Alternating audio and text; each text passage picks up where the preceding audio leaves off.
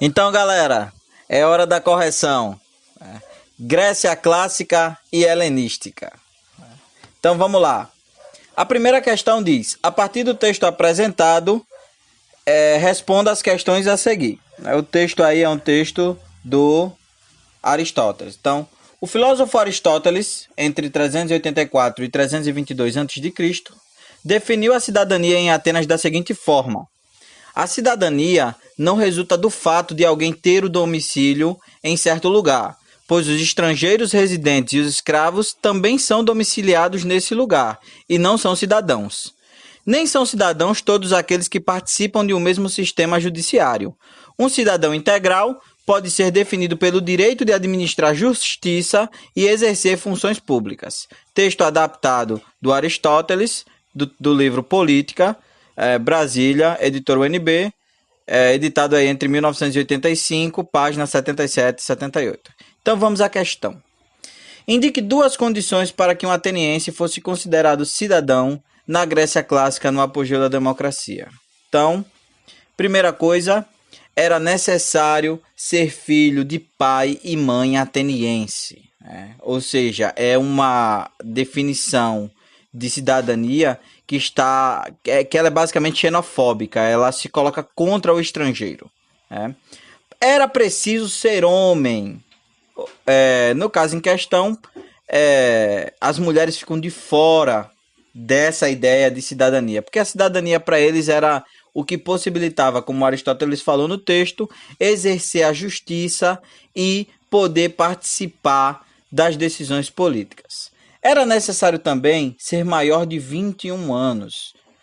Então, é necessário que a gente preste atenção, porque ficavam de fora dessa definição de democracia, de quem participava da democracia, as mulheres, os estrangeiros e os escravos. E algumas vezes as pessoas pobres também. Questão B. Apresente a diferença entre a nossa democracia e a democracia ateniense. Então, primeira coisa é que a democracia grega é uma democracia direta. As pessoas, elas não precisam de representantes, elas mesmas se representam e elas tomam decisões para poder, na praça pública, em relação às suas vidas.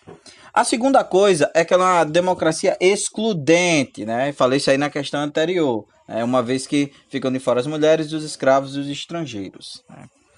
Essas decisões políticas, elas vão se dar mediante o debate e o voto na ágora.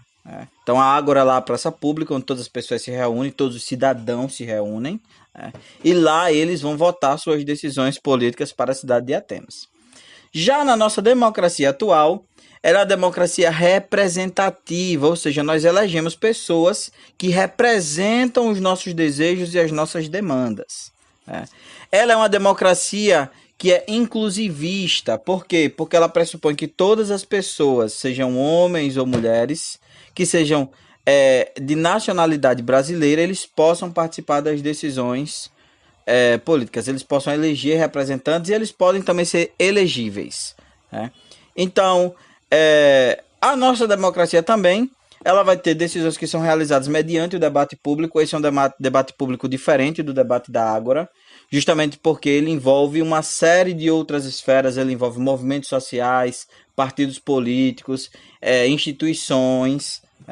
E a partir desses debates políticos, você também tem as eleições dos representantes, assim como as pressões sociais em relação às demandas que nós temos na nossa sociedade. Questão C. O que a cidadania ateniense proporcionava aos que a possuíam? Explique. Então, a primeira coisa é que a cidadania ateniense era um requisito para que se pudesse ocupar cargos públicos e participar das decisões na ágora. Em outras palavras, era um pré-requisito para exercer a vida pública. Questão 2. O helenismo representou a expansão da cultura grega pelos continentes europeu, asiático e africano. Tal fato proporcionou a sobrevivência de uma série de elementos culturais que chegaram aos nossos dias. Dessa maneira, apresente aspectos da cultura grega que se estenderam até a atualidade. São vários, mas é que eu elenquei apenas alguns. Os Jogos Olímpicos, por exemplo, são jogos que foram construídos na Grécia Clássica e eles têm a função de fornecer a adoração aos deuses. Então, aquela forma ali era uma forma tanto de você prestar culto aos deuses, quanto também uma forma de eleger qual seria a cidade que teria a cidade-estado que teria os melhores atletas. Né?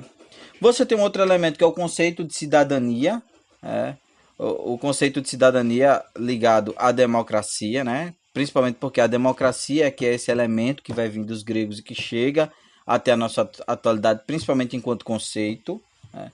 Você vai ter a sobrevivência de muita coisa da filosofia, então Platão, Aristóteles, Sófocles, todos são filósofos do mundo grego que têm os seus escritos preservados e que esses escritos chegam até nós e que vai fazer parte das nossas reflexões filosóficas. Né?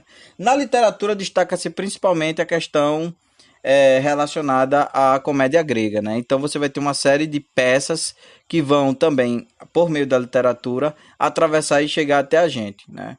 Basta pensar, por exemplo, o livro História, do Heródoto, que é um livro de literatura que contava a história dos povos gregos.